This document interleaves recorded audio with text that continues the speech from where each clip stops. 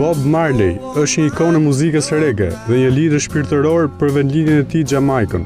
6 shkurti është dhe data e linjës së tij dhe nëse do të ishte gjallë, ai sot do të mbushte plot 70 vjeç.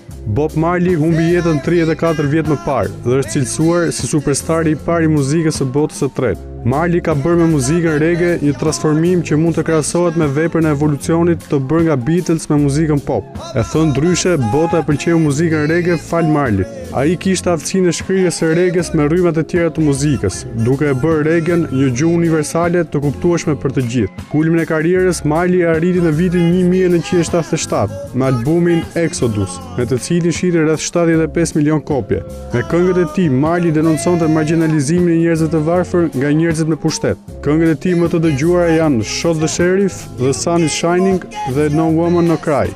Bob Marley vdiq në maj të vitit 1981 nga një sëmundje e rëndë, por ai mbetet akoma një legjendë e gjallë për të gjithë fansat e tij.